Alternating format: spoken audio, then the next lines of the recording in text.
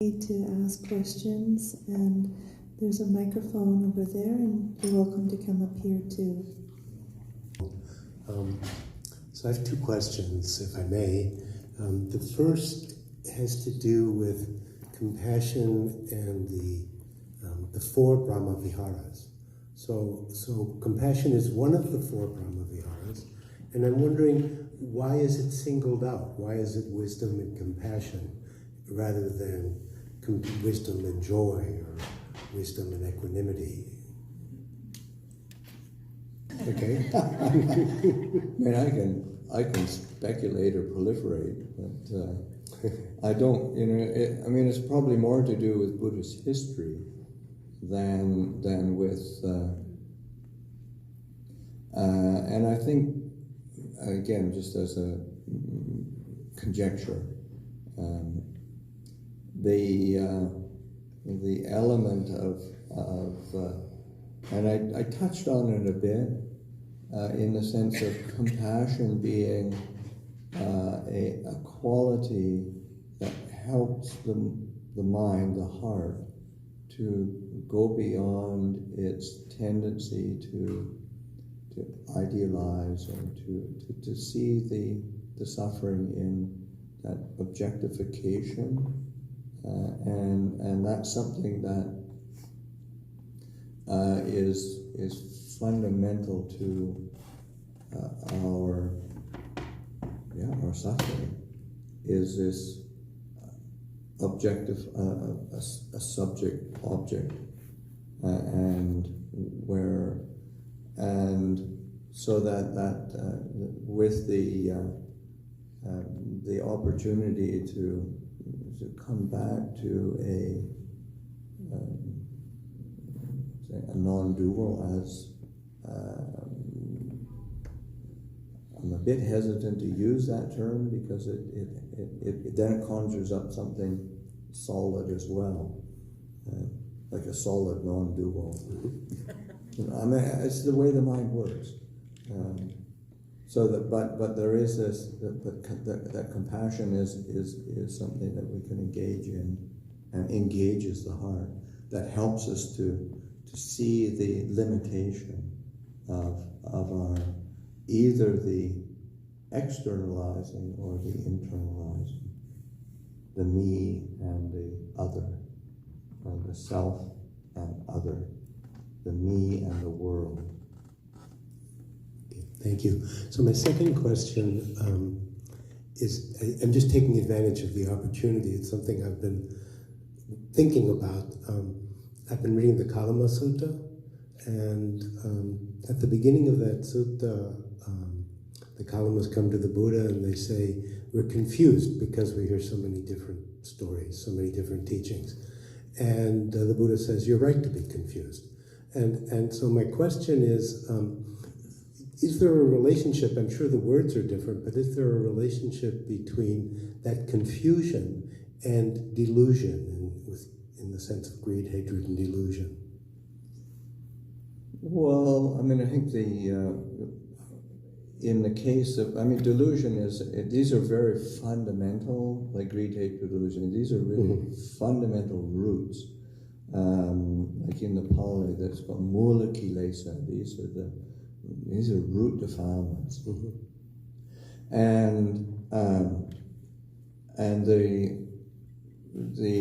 So one who's gone beyond delusion would be seeing things clearly, and for in that particular sutta, they are confused because they're getting conflicting teachings. So they're being fed delusion.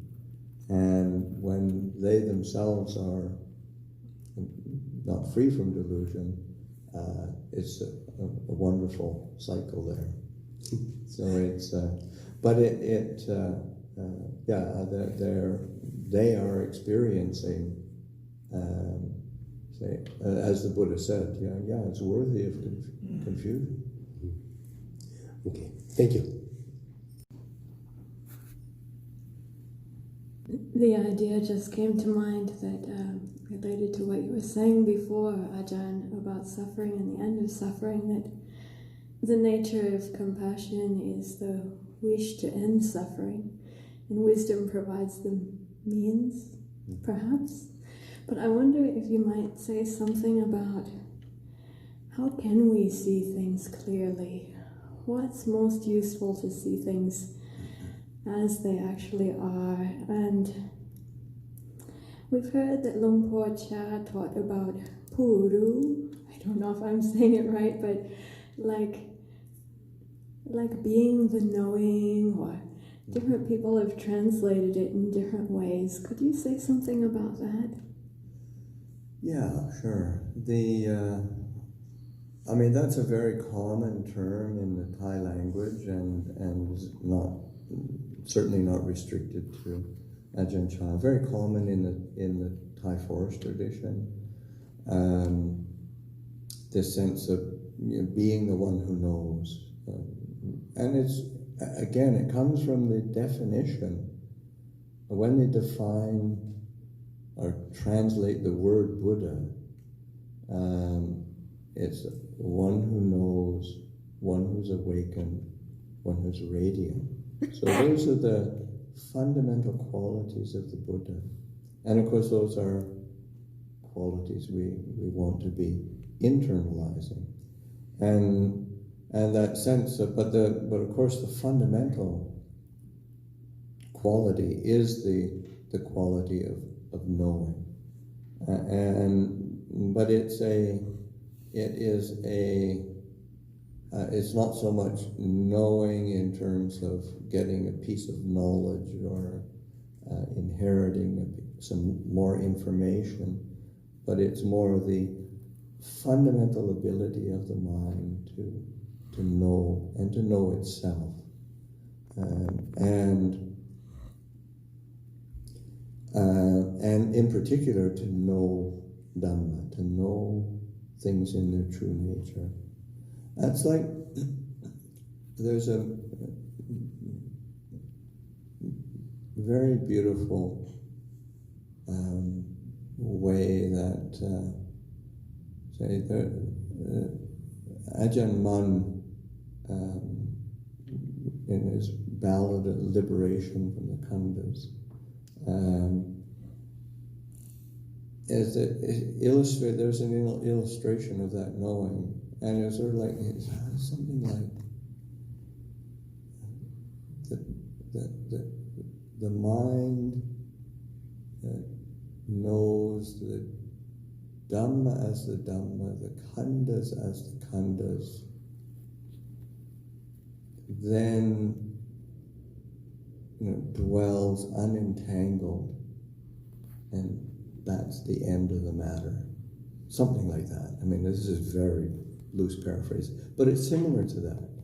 But but that sense of there's this fundamental quality that we have of awareness, of knowing, which we have to pay attention to, we have to nurture, we have to not let it get entangled, but that's just seeing truth as truth, seeing the khandhas, the body and mind. Okay, this is body, this is just body and mind, and to not let it get entangled. And so that is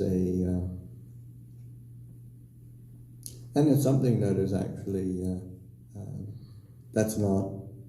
I mean, it's kind of like a hallmark of the Thai forest tradition. Just returning to this Puru, this one who knows. Tibetan tradition, similar. The Dzogchen masters tend to come back to that fundamental knowing.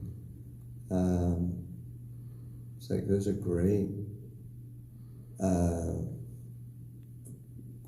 quote by Patra Rinpoche, and he's like the Ajahn Mun of don't ruminate about the past, don't anticipate the future. Don't cogitate about the present, not tampering with it. Leave mind just as is, aware, relaxed. Beyond this, there's not a damn thing.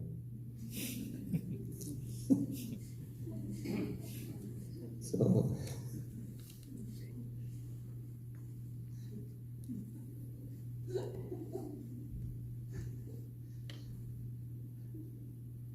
I really like that.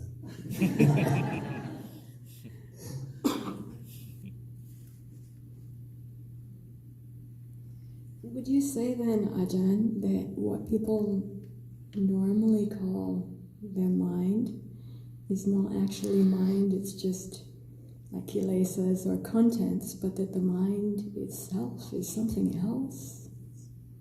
That itself is a concept. Huh. You know, and it's important. It says, yena himanyate, tato tam hoti anyata.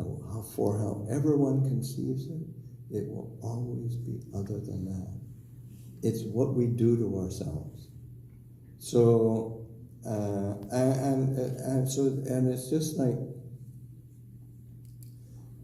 it's like Ajahn Chah saying, there's only two things to do: know and let go. And so whatever, there's that knowing, and then there's a releasing, and then there's that knowing again, and there's that releasing. And you can't fix it. I mean, the sense of fix it as a solid thing. You can't make it into a something. So but it's not a nothing. And so it's just this, but it's learning, a lot of it's around trust and faith. So much of, I felt like with say wisdom, compassion, purity, another element that we tend not to talk about is faith or devotion. And I think it's really, in most traditional cultures, I mean, that's just the kind of the heartbeat of it, the kind of the ground that it all grows up from, and sometimes for us as Westerners, I mean, given our cultural background and what, then we tend to have a bit of a suspicious relationship to faith or devotion, but. It plays I think it plays a huge role in that, like learning how to, one is to trust ourselves, and then trusting the process of the Dharma, and then trusting in the knowledge that does arise.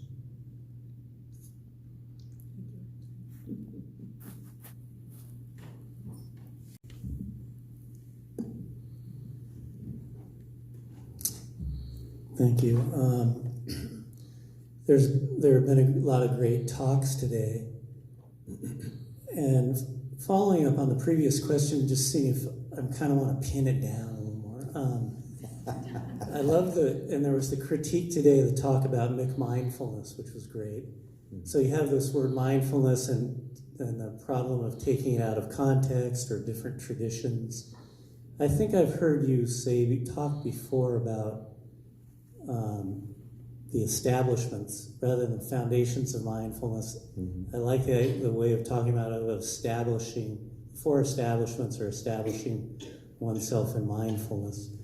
So my question is, as lay people especially, and using the 4 foundations of mindfulness as the framework here, is the practice and our goal to be mindful every minute of the day?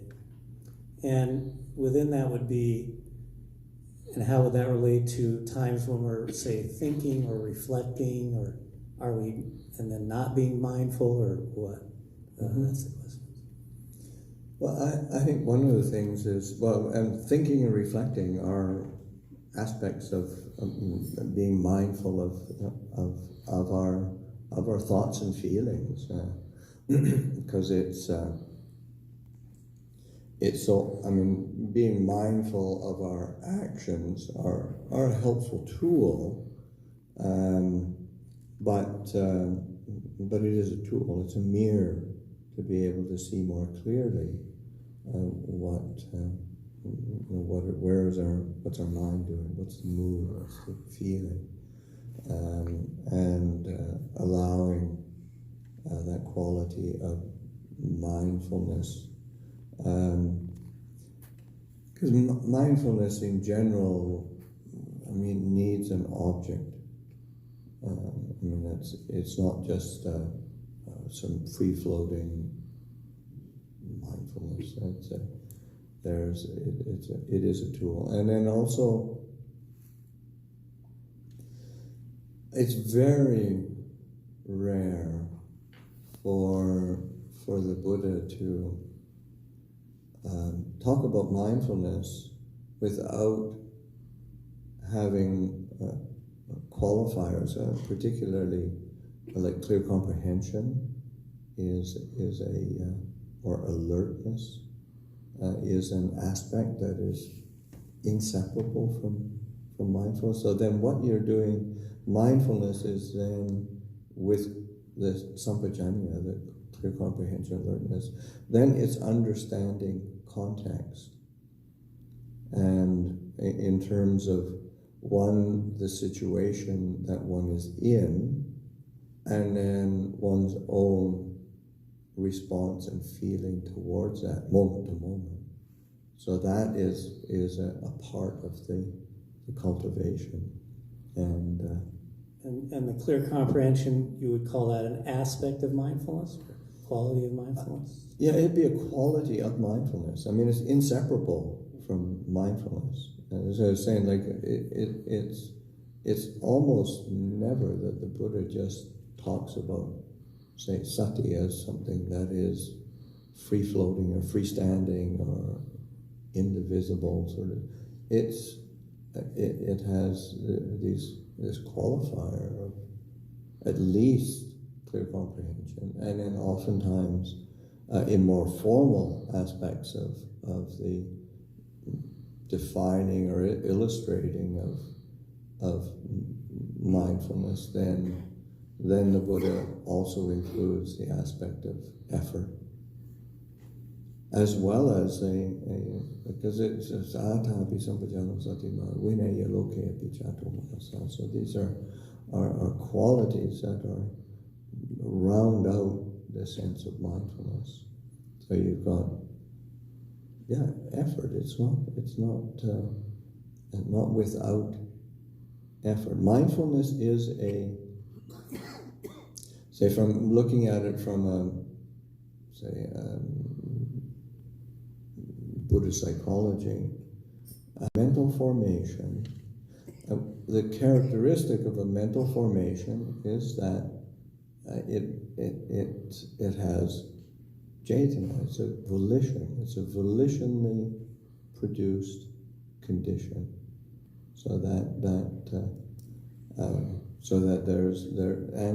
so effort, the way the Buddha always defines effort is effort in terms of the arising of what is skillful and the ceasing of what is unskillful. So that was our effort toward that. And then say mindfulness in the sense of over the mind. There's a presence. There's a certain clarity of mind that is there. And then sampajanya, the clear comprehension, the alertness, the contextual reading of the situation and the internal quality. And then the last one is the part of mindfulness is also to step back from the tendency to liking and disliking. So that's our wanting and not wanting. or that delight and grief. So the effort being like the cultivation and the letting go is kind of part of mindfulness. Oh, it's part of mindfulness. Yeah. Thank you. Yeah, it's quite a package.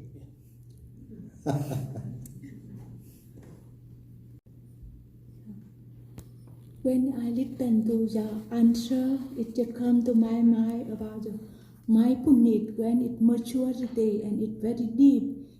The mind is absent of any concept, any preoccupied idea, so it becomes emptiness, and that is the very end of suffering. So, how do you explain about from the mindfulness to emptiness?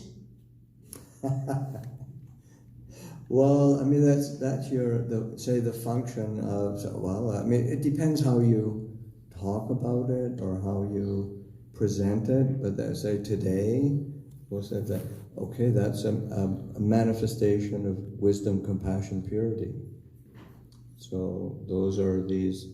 You illustrate it in different ways because you can't separate the Dhamma of the Buddhas. It's like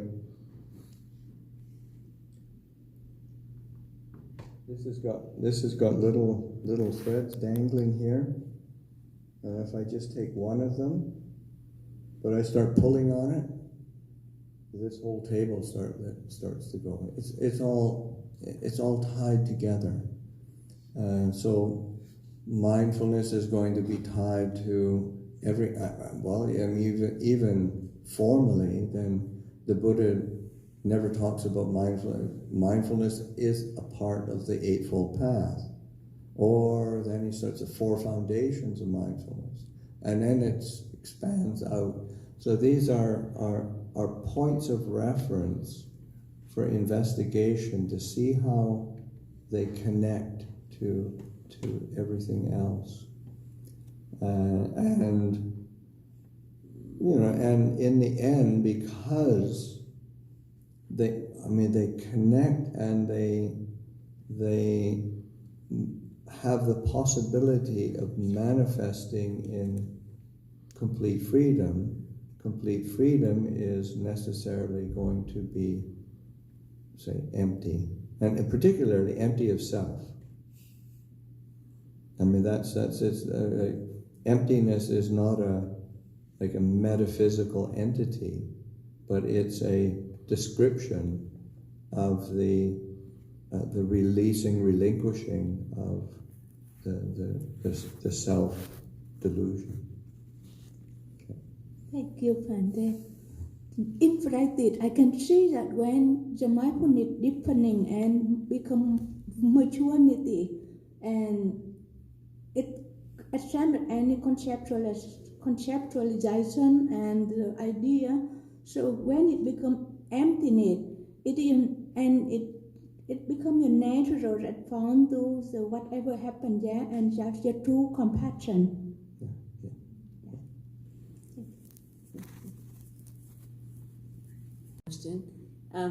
So say someone has manifested like emotional pain in their body and they want to alleviate it, which is kind of like they want to push it away or stay with it. I guess what's the skillful thing to do with that? Well, I think with recognizing pain. I mean, the whether it's physical or whether it's emotional, the underlying or immediate desire or wish is to push it away, and so to be able to be patient enough and to be and recognize that because oftentimes if we can rationalize it as if I just pushed it away or I didn't have to feel this, then that would be an act of compassion for myself. And sometimes it's not. I mean, sometimes you can't just, you have to learn how to balance. Because sometimes, say like pain is a motivation. Sometimes pain is overwhelming. And you need to learn how to do it in small doses. And you have to learn how to hold it with kindness and compassion, and so that you can't just be, bashing away at pain. Again, whether it's physical or emotional, one has to. That's just where wisdom is important, because sometimes the wisdom to lift up something that is inspiring or encouraging, or allows one to say alleviate the feeling without trying to annihilate or dismiss, but it's that okay, I need to get back to this sometime, but for now it's too much. So that's wisdom, because we can't just because it looks good on paper. Oh, the end of suffering is like this. That isn't how our heart will respond to it, and so we have to learn how to modulate our practice. So often, people burn out in practice because they're doing all the right things by it's all by the books, by paper, but they're not tuning into their own experience. It's theorizing or idealizing, conceptualizing. So we have to come back to our experience and say, okay, what can I deal with right now? What is actually going to help right now? What is going to be beneficial?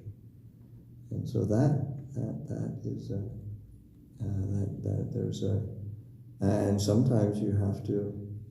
I remember just so often going to, like all of us as students of Ajahn Chah, going to him and asking for advice, wanting to get the right handle on the practice, right?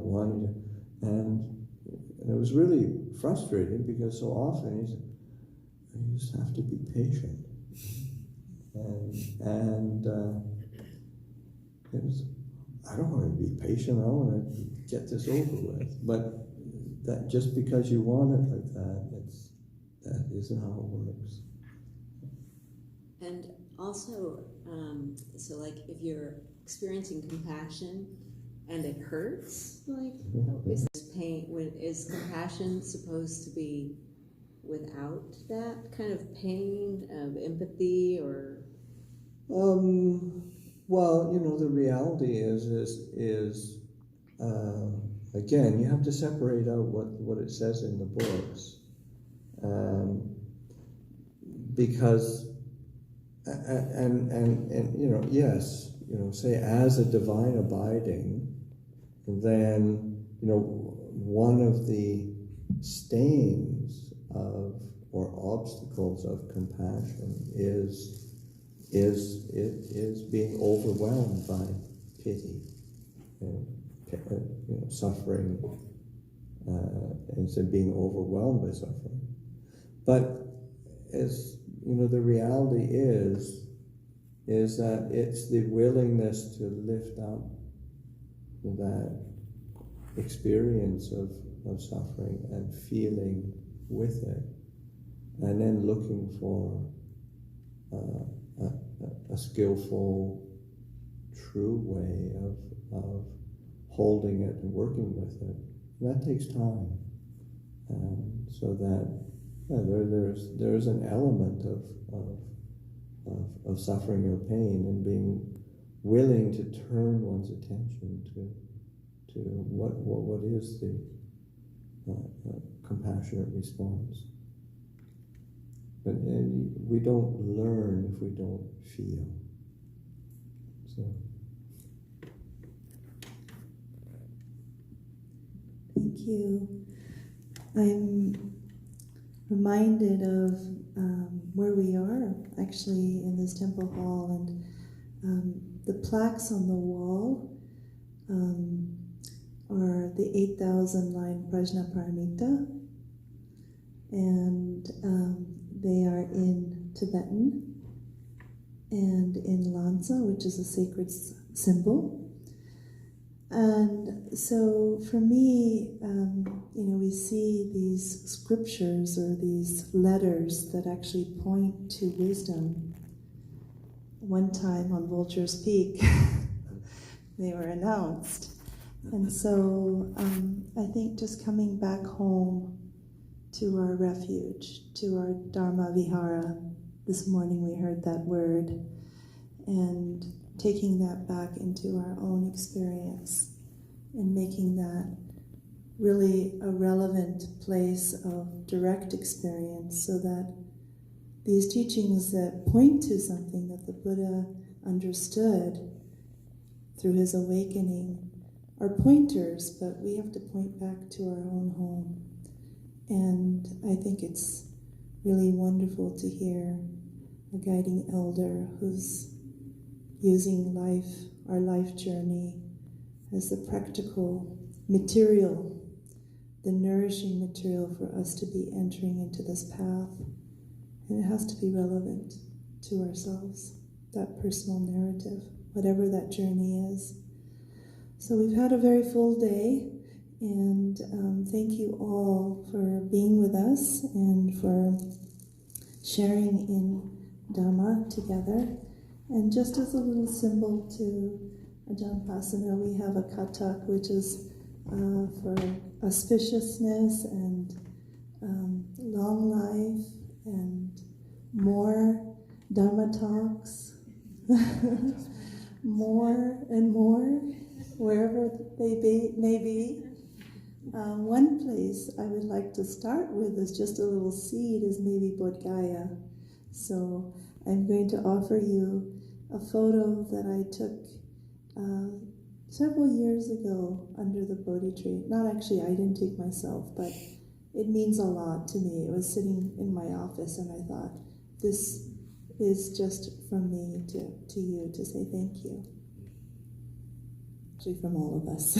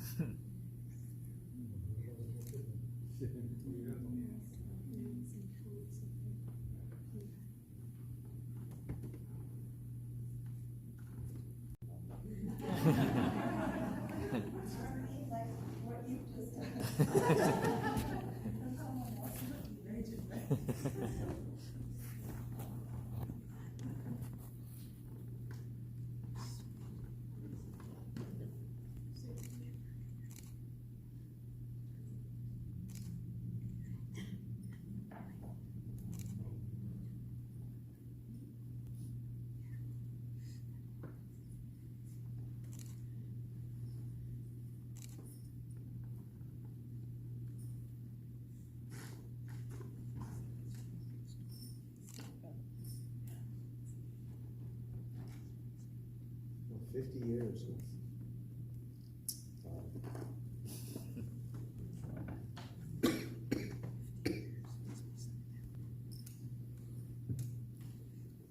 Can I offer a blessing?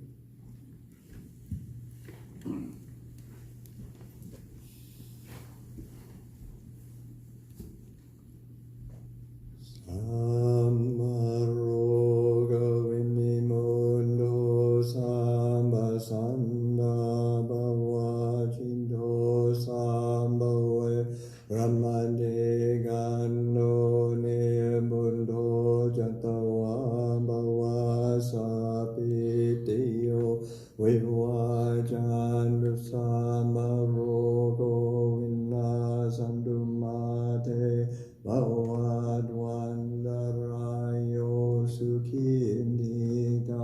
Yum ho bawa miwa dhanna sili sanni chang uta pacha